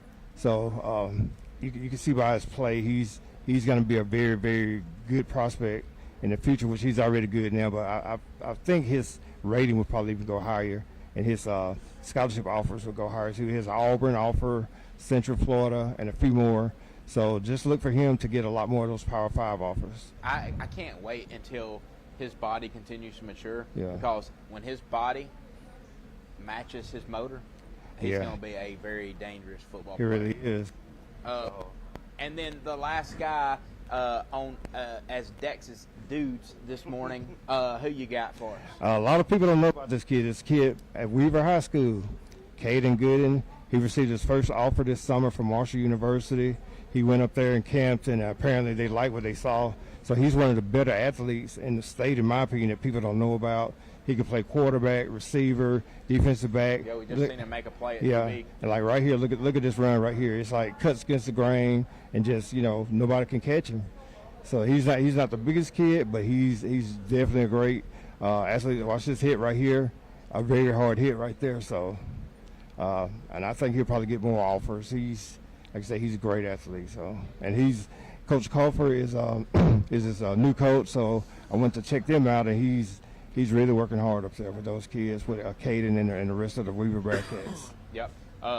And so here's the thing. If you want to be recognized by Dex, You Yeah. better be a dude. Yeah, you got to ball out. You got to ball out. So, Dex's dudes, he'll be bringing 3 or 4 guys. We're going to start local, and then we're going to branch out to some guys all over the state so that you will know about the guys that are going to be the next dudes in college. And you'll know about them before they even get to college. So we're excited about that segment and where that segment's going to go. And So, could I say one thing before? Yeah. And it's not necessarily going to be the guys that people know about at the moment. So it's going to be some diamonds in the rough that's going to end up being great college players. So that's what I like to do. That's good. I think, you talked about it last night. Your main goal is to find that diamond in the rough and help that kid get recruited. Yeah, that's what I like doing. And that's the big thing, and that's why I like you and what you do. And like I said last night, glad you're a part of what we're doing because it's about the kids. I appreciate that. And so, Dex's dudes, tune in. It may be a guy you're not familiar with, but it could be the next diamond in the rough that comes out of nowhere in recruiting. And so now we get to do the fun part. We are at 8:25. We've got about 35 minutes left in the show. Now we are here, and we're gonna pick some ball games. Me and you are not gonna pick because we have our Thursday show. So our Friday show before the game, our pregame show, we're gonna pick there because we got to have some content there as well. The fans can. And so we're going to have a guy That's where it on his counts. way as Yeah. well. And so we'll have a guest picker that will be here in just a second. And so we've got some things going on. We've got some ball games. There's 30 ball games coming up for teams in our coverage area that I want to talk about. We got plenty of time to talk about them. And so when you look at it, the first game that we're going to look at is the Alexandria Valley Cubs at Cherokee County. It is a game. It is our TV24 primetime sports game of the week for week 0. Dex, what do you tell us first? What do you think about the matchup, and then we'll pick a winner after you and Gary get a chance to talk about it. In my opinion, I think Cherokee County it's probably a little better than Alexandria at the moment. It's going to be a tough game. It's actually a rivalry game that used to be back in the day. So they have one of the better running backs in the state. So I'm going with Cherokee County. King, what do you think? I think the Valley Cubs lost one of their key players, Mr. Football, out there for last year, and it's going to be hard for them to go and play Cherokee County at the level they need to win that ball game. So I'm going to pick Cherokee County. It hurts me to say that because one of my best friends, Eric Thomas, is watching us right now. He's on here commenting. He's a Valley Cub. He's a quarterback, and he's always going to do like me, pick his home team. Yeah. And Yeah, we played against Eric in high yeah, school. me and you both played against Yeah. Eric. And the deal is, he did beat me in homecoming, but I'm going to let that go. They beat us too, so. Just gonna walk around and ask some of you guys, what's your opinions on the Alexandria Cherokee County game? Anybody want to comment on that? We got one right here.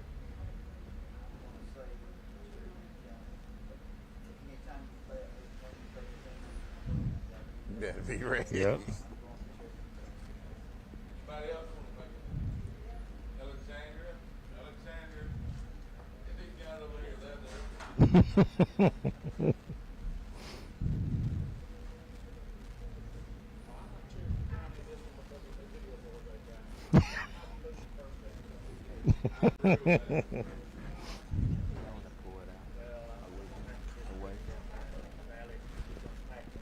I appreciate it. Yeah, they can speak of it. All right.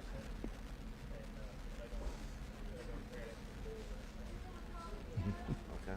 You think Cherokee County's going to tear the new board up? Is that what you said? As you tell You picked Alexandria? You picked that? I hear Yes. you. Okay. I hear you. All right, the next game, Buckethead, I need you to go to the next game. You've got the Texas School for the Deaf and the Alabama School for the Deaf. Two teams that y'all are probably not familiar with, but you still got to make a pick because I got to keep up with how bad y'all are or good the rest of the year. Well, I got to go with the home team, so So I'm going with Alabama School for Deaf. King, who you got? I'm gonna go with the Alabama School for the Deaf because your dad played against them and they beat him. So both. Y'all didn't play the blind school in football. Yeah, Y'all come didn't on, play see the what I'm blind talking school in about? basketball. Oh, that- Y'all did not play. Y'all played the deaf school in basketball. Y'all didn't play the blind school. see what I'm talking about? Oh, that race rod. What's wrong with it, man? Let's go to the next game. Oh God, Let's go to the next game. good gracious. Let's go to the. We are.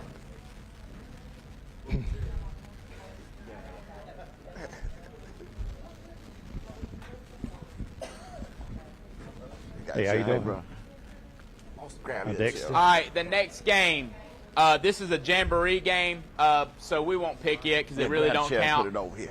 But we've got the Clay Central Vols and the Cleveland County Tigers.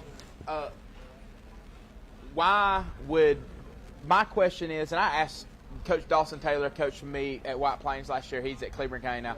Why would you play a jamboree game against? I mean, he talked about we got to stay healthy. The last team that I'm going to play in a jamboree game that don't actually count is Clay Central, who's going to be one of the most physical teams around. Why would you pick to play Clay Central? Dex, what's your thoughts on that? It's a jamboree. You don't have to pick it. It don't count. Okay. But what's your thoughts on that? Maybe he wants it as a measuring stick to kind of see where his team's at right now. That could be my only guess. So, what about you, Gary? They call it football for a reason. It's not no cupcake eating tournament. They gonna have to go out here and get hit sometime. So you might as well get hit now. Yeah. So Clay Central gonna do some good. Yeah, and I agree with that. Trying to get us a guest picker that just showed up, a guy that is going to be part of our coaches show, Pigskin Roundup, Austin Campbell. We're trying to get him set up with a mic now while we're on here. But we've got Austin, you're familiar with Clay Central and you're familiar with Cleveland County. What's your thoughts on that jamboree? It's on. For Cleveland County to play the ball starting off the season, I mean, it's going to be tough. It's going to be a handful, but for them to start the season off with a physical part like that, a school that's been there, won state championships, that caliber type school, is great to kick the year off playing against a school like that for sure. See what you It'll got. get some guys. It'll get some young guys. Carry some new guys. Yeah. I mean, playing the Vols. I mean, it's going to be maybe the best school they'll play. Throughout the whole year. So it'll get them going quick. Is that better? Yeah, I think it'll get them going real quick. Next is another jamboree game, Pleasant Valley and Collinsville. That's going to be a good matchup. I think Collinsville's got a chance to be pretty decent this year. Yeah. That's going to be a tough opening matchup for the Pleasant Valley. What do y'all think about that? Like I said, it's a jamboree. You don't have to pick it. What's your thoughts on it? I kind of agree because Pleasant Valley. Some people consider them not a strong program in football, but the coach out there is doing a great job. So I think eventually they will get it turned around. I don't know much about Collinsville, so I'm gonna pass this on to Gary. I'm picking Pleasant Valley because of the colors. They look good. They look good. You play good. Huh? I'm familiar a little bit with Collinsville. Coach Tanner Nelson was on one of my staffs at White Plains. Really good young coach. He's their offensive coordinator. They do things the right way. That's going to be a tough jamboree matchup for Pleasant Valley, but I do look for Pleasant Valley to make some strides this year. All right, let's get to another game that's actually a counter. It's a jamboree. It don't count. All right, Dadeville and BB Comer. Dadeville, always a tough place to go play, but they've got to come to Comer. We know Comer finished the year really strong, finishing with a state runner-up. Dex, what's your thoughts on Comer and Dadeville? Who do you think is going to win that game? On Comer, they have an athlete by the name of Kamari Harris. He's committed to Memphis. He's really a freak of nature, about 6'1", 240. He can dunk a basketball. He can do backflips. So I'm going with BB Comer in this one. Gary.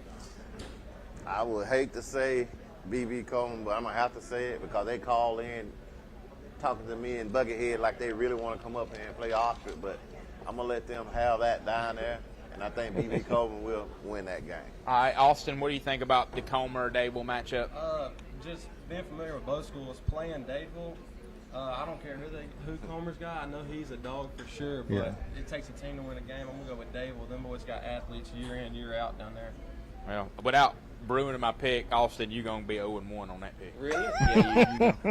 Yeah, you're going to lose that That's pick. okay. That's all right, though. I like it. You got time to come back. You going with Dave? I'm going with BB Comer. He's Yeah, 0-1 too. he's 0-2 Oh, yeah. I'm sorry. already. What's his first loss? He picked Alexandria to beat Cherokee County. Who you got, Mike? BB Cole. All right, next game. What you got, Blue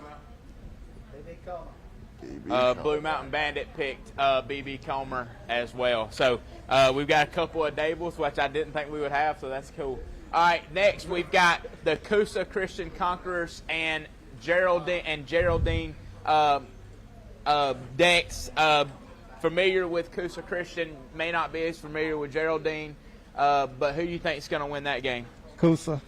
I'm going with Coosa on that one. All right, going Coosa.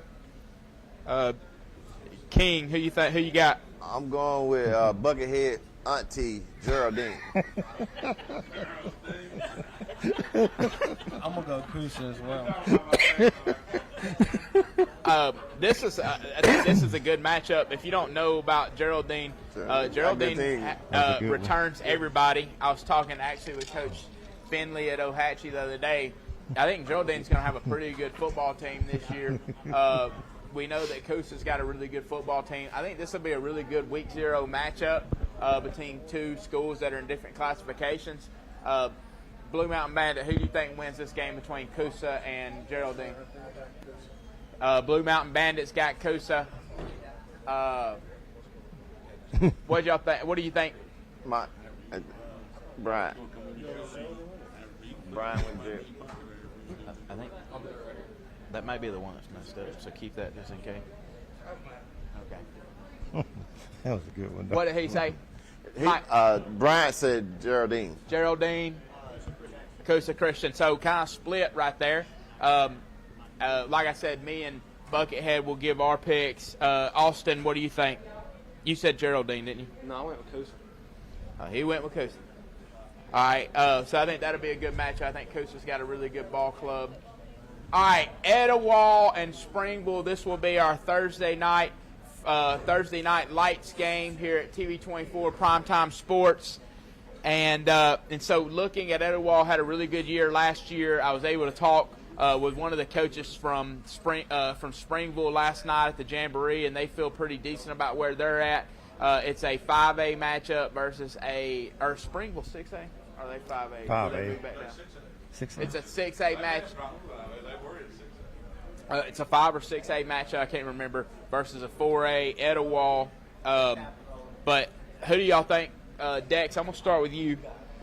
Etowah, Springville. What do you? I'm gonna go Springville. I'm gonna go against. You go ahead on that. There you go. You don't went downhill. Yeah.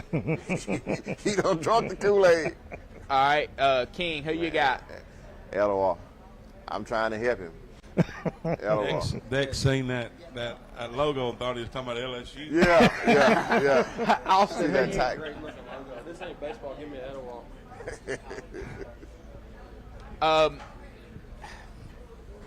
What do you think? Springville or Etowah? Got Springville. He's just trying to be different. Yeah. I think it's spreading. I think you're right, and I think they've played a lot of young guys, so I think that actually will be a better game than what people think it's going to be. Etowah gonna beat the brakes off. Your mic's still on.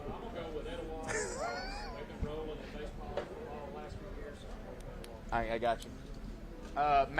Bandit, what you got? Blue Mountain Bandit. He has Etowah as well.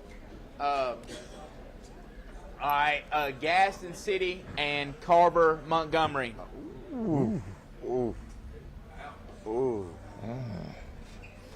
right, Dex. Actually, let me start out with the King. Oh. Put him on the spot first this time.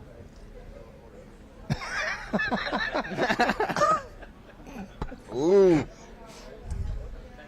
Give me Carver Montgomery. Carver Montgomery for the King. Austin, I'm gonna go with you. Carver Montgomery. They are playing at Carver. And I'm like, In the I'll gump. take Carver as well. Austin's going with the home team as well. Dex, what you got? Carver. Full slate up here for Carver. We'll find out what Sorry, me Bobby. and Buckethead have Friday in the pregame show. We have not had a Gaston City pick yet. Is there anybody in here that thinks Gaston City's going to win? Brian gonna go against it. He gonna go against everything. Go ahead. Well, you know they do have an Alabama commit. They're playing Carver at Carver. Montgomery. Okay. Them Gump boys don't And play. so, But it just don't help 'em going to Montgomery. Carver Montgomery, a full slate of people that picked them over the Titans. So hopefully they will remember the Titans. Georgia Bulldogs. The Gaston Bulldogs versus the Asbury Rams. Dex, who you got? I'm talking, Asbury. I don't know that much He about either picking team. Asbury. Might be, yeah. The King, what you got? So won't beat them Georgia Bulldogs over there. I'll take gas. He gonna let take- him take. I'm gonna take ass. He's going to take Asbury as Yeah, well. he thought Austin, I'd who take you that. got? I'll switch it up to Gaston. Gaston, that is with a T. What you got, Mike? He can't pick anything that looks like Georgia. So like he's that, going to go with Asbury. Yeah. He's got Gaston. Blue Mountain Bandit, what you think? Gaston. Okay. Kind of right down the middle there. All right, this is a matchup that I'm excited about seeing. It was a close ball game last year. Valley actually has one of the better athletes in the state in Cameron Dooley. And so the That's the name of the Hanley year, Tigers, Cameron the Hanley Tigers will be tested early. So Hanley what kind of test. will travel to Valley and play the Valley Rams, who I'll start with you, Austin, put you on the spot first because you hadn't picked first yet. Austin Campbell, who you got, Hanley or Valley? I'm going to go with Valley. He's going with Valley. Let me ask you this. Does that come just from just a heartbreaking loss your senior year to Hanley at home on homecoming? Who scheduled them at home? I don't know. That was Why you not- gonna put that dagger in the man's heart like that? You're sticking him and turning. Yeah. Yeah, I'm so going with Valley, but yeah. Don't personally love the Hanley. I don't love Hanley, but I'm going Valley here. he's going Valley. Dex, what you got? I'm going with Ken, I'm gonna Valley. let you go last this time. That's okay. I'm going with Valley. They also have a three-star cornerback commit at Wisconsin. Well, he's going to Wisconsin, Jay Harper, so I'm going with Valley. He's going with Valley as well. King, what you got? I don't care who they got over there at Valley. I'm gonna take Hanley. He got the Hanley That's Tigers. a done deal. He got the Shut it Hanley down. Tigers. Done deal. Shut it down. The man said. Blue Smart- Mountain Bandits smart got man. Hanley. Roger, what you got? The mic's over there. You can yell it out. Hanley and Valley. It's at Valley. He took the away team. Roger took the away team. Went with the Hanley Tigers. They got two dudes now. Yeah, Valley's got two dudes. That's okay. Them two, it's hard. We got another Hanley Tigers pick. Two gonna be 22. I Oh, man. y'all see my pick Thursday, but I like the direction y'all went. I want to break in 1 second. We got Cobb Avenues. They have a reunion in here. I'd like to know what year. 73.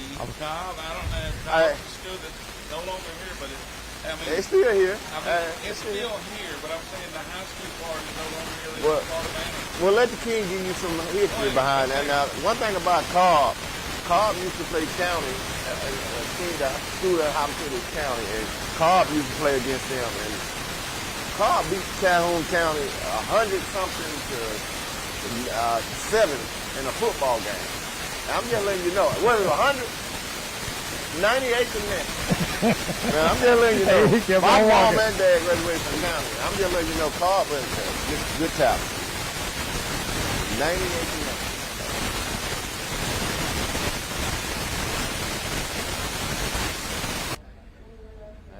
It ain't that. You done, Gary? Yes, I just wanted to make sure you understood what was going on right there. Them Cobb Panthers was something to deal with. Yeah, man, I guess it's the TV. that team was legendary. When they had back in the Legendary. day. I mean, County had good teams too, but that Cobb sticks out when you beat a team 98 to nothing in football. Yeah, no doubt about it. So we'll go back to picking. Yeah, we'll go back to the picking. Next, we've got the Jacksonville Golden Eagles versus Boaz Jacksonville. And Boaz, Austin, I'm going to start with you. Jacksonville, another team that you're familiar with from your high school days, not as familiar with Boaz. Who you got right there in a 4A, 5A matchup? Jacksonville's got that dog at QB. But I'm going to go with Boaz. Ooh. I got some family that's from Boaz, and they got some dogs over there, too. Ooh, Lord. All righty. Ooh, let the King go next, please. King, go. The only thing I can tell you about Boaz is they have a shopping center up there where you go and shop at the outlets. And then I think the outlets about closed down now. And they gone. That's like this game going to be gone. Jacksonville going to beat breaks off. Jacksonville going to beat the brakes off of Boaz. I The said King it. said it, not me. Dex, what you got? I'm going with Jacksonville. All right. So I got on the panel, we've got 2 Jacksonvilles and 1 Boaz. Blue Mountain Bandit, what you got?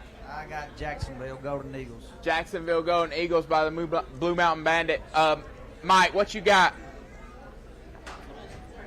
I've got Jacksonville with Ogle going to Troy. My son being a freshman out of this year, I can't go against Jacksonville. Yeah. So, There you go. There you go. Bumper along at the house.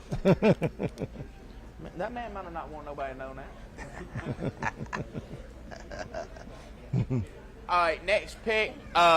We talked about JCA. What you got, Boaz or Jacksonville? All right, JCA and Tuscaloosa Christian. What you got? What you got, Dex? JCA. You got JCA? Yes. King, what you got? Tuscaloosa Christian or JCA? I'm going to stick with JCA since we've been talking about that quarterback. All right, Austin. I'm going to go JCL as well. I'm going to go JCA. You picking now? I'm picking just that game. Just that game. They got stud at quarterback. They got him for 3 more years. They're going to be really good. I hope Tuscaloosa Christian's good. Mike, JCA. I think it's JCA. I think it's JCA across the board. Surprise, surprise. All right. The Lincoln Golden Bears, you can find all their games this year on TV 24 on here at TV. We're going to produce it on Facebook and YouTube, and then it will be on the app on demand for you to see. Dex, I think this is probably going to be across the board, but we're going to make it pretty quick. You got the Lincoln Golden Bears or the Talladega Tigers? God, this is tough. Lincoln. Sorry for Bill, but this ain't gonna go his way. I love you, Coach Smith. You're a good guy, but I got to go with Lincoln. Love Coach Smith. Thankful for the opportunity he gave me. Was your high school coach. King, what you got? I take Lincoln on this one. You got Lincoln. I'm going Lincoln as well. He got Lincoln. Lincoln. I have to go with Lincoln. Blue Mountain.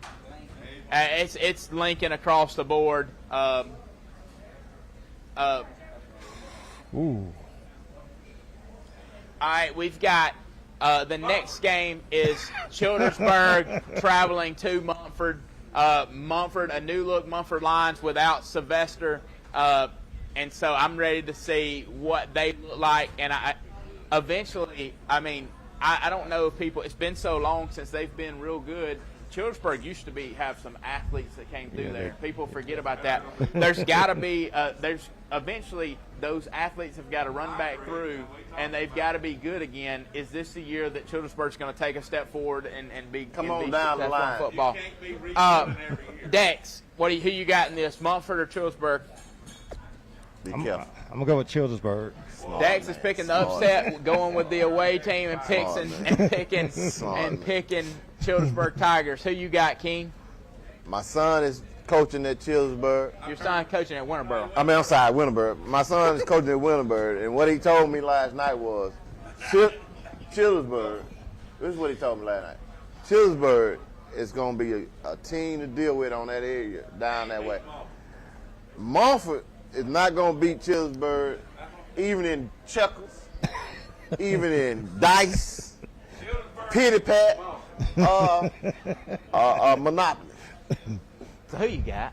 I just told you, Childersburg. Okay, sorry. I had Buckethead yelling in my ear. We took his mic away from him, but I had him Yeah, yelling he in my ear. over there hollering at Montford. All right, This ain't Winterboro. Give me Mumford on this one. all right, he got Mumford. I got Mumford. Blue Mountain Bandits got Mumford. Mark that down now. What y'all got? It's going to help me get my stats up. As bad as it pains me to say it, Don't say it. I'm sorry, Gary. I've got Mumford. You off my friend list. I'm deleting you. Stay with me, Brian. Stay with me, Brian. I got Childersburg. He's got Childersburg. So we got some people that think that Childersburg is going to be making a turn back. They beat Mumford. Uh, Go there and get that man that mic. Who you say? That's what I thought. Mumford. Ain't no doubt. Mumford. Hold on. I got a question for them. What you got? What school you graduate from? That's why he said it. I knew it. He's been winning ever since the 70s. Since the 70s? That's an All-American you got. Wait a minute, where? Hold on. This guy right here. Move over. Move over. Who you talking about? On the end? Yeah. What? Man, you been looking at his Me video. and him graduated together. yeah, That's but, what's hey, wrong y'all, right there. hey, we can't even play y'all's film anymore. That's y'all's what's film is wrong. ancient. But the guy sitting to my left, Austin Campbell, in 2015, had 3 touchdowns against Leeds to finish that game. Hold on. This guy must not know I've been watching this man. Hold on. Research. I done my research. Montford, listen, I saw his film. I saw your game when y'all played Alexandria. And y'all stood him up. Y'all stood him up on the goal line. You did a good job. Y'all good. But don't you ever come up in here and pick Montford and then call that down there All-American, because I know he ain't nothing but a U.S. postman. I'm picking Mumford and Scott Tyree's Your All-American. breakfast is on the key. All right. Hey, moving on because we still got a lot Come of games on, to man. pick. All right, the Oxford Yellow Jackets and the McAdory Yellow Jackets, a battle of Yellow Jackets. Austin, I'm going to start with you here. Give me Oxford.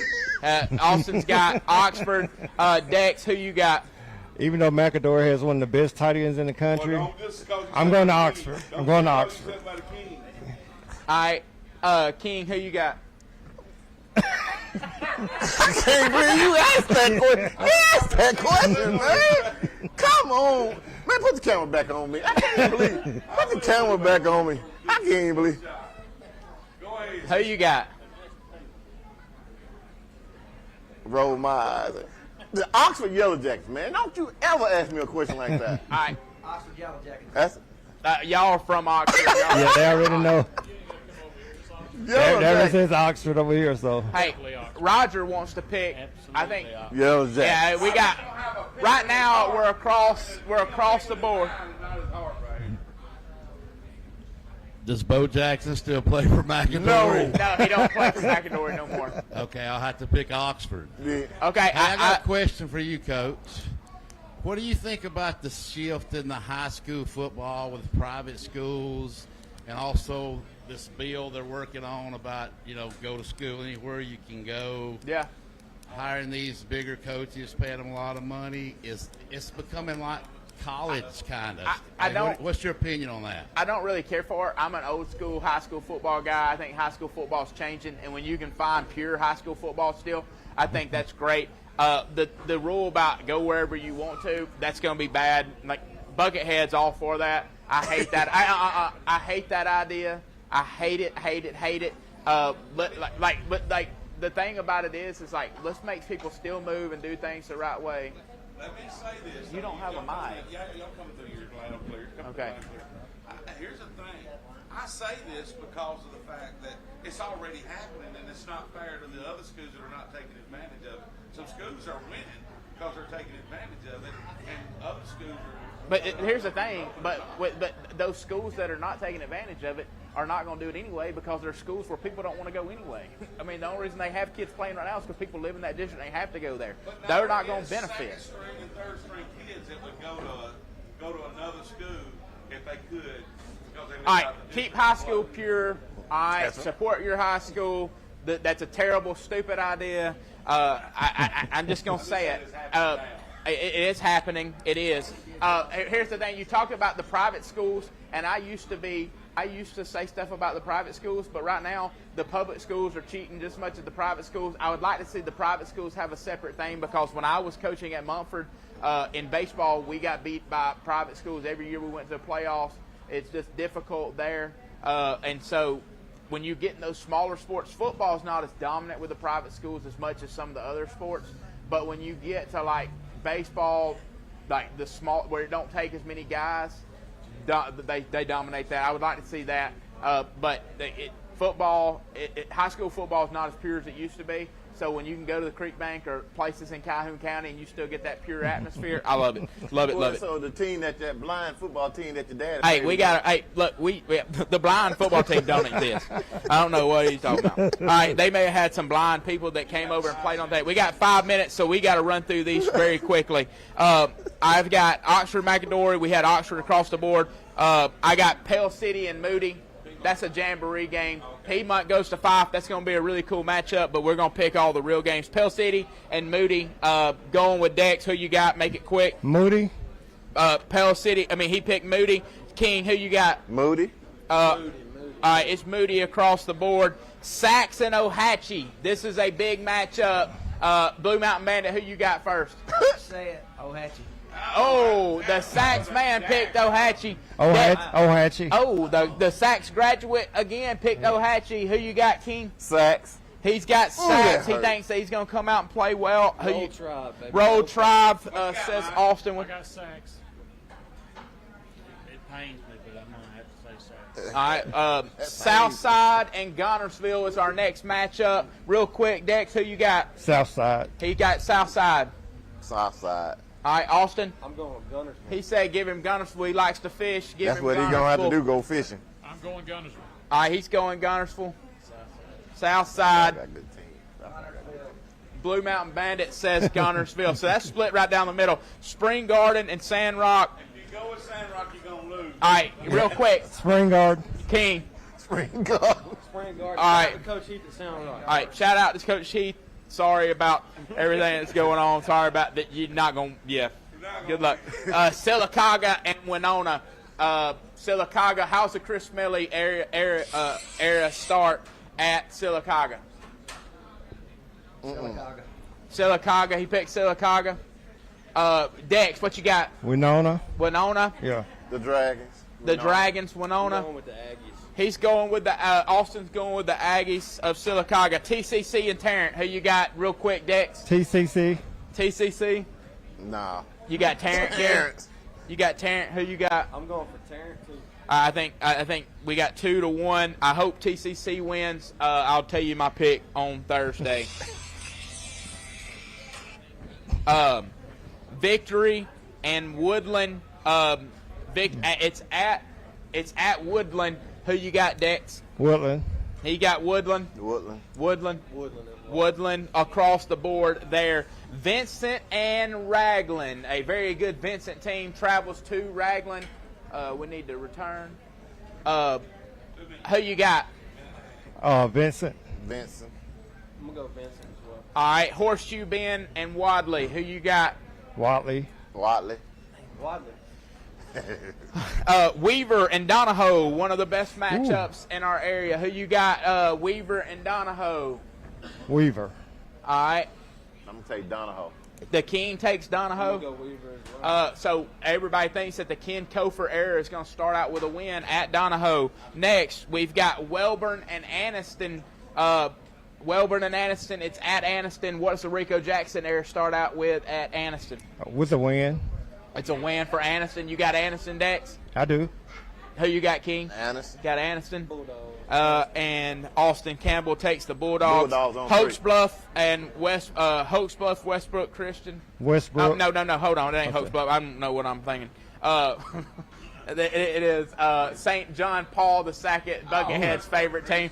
We got Westbrook Christian across the board there, I'm guessing. Across the board. Across the board. And then Cedar Bluff and Winterboro on a Friday night. I'm going to come back to it. Cedar Bluff and Winterboro, who y'all got? I got to go with my guy down at Winterboro. All right, Skylar Mansfield and the Winterboro Bulldogs Yes. win that one. And the team my son is coaching on. Yep, Terry is Winterboro. down there. I'm gonna go with his son as well, Winterboro. All right, Winterboro across the board. The White Plains Wildcats and the Ranburne Bulldogs. Who y'all got? That's a tough one. I know. I'm going Hey. White Plains.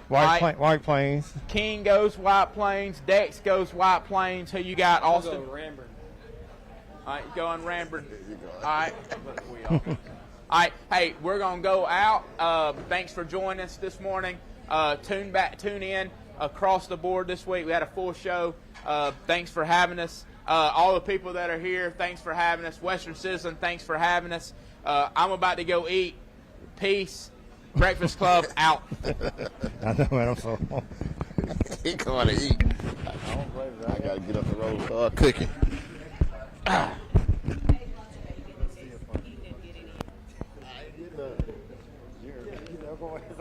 It's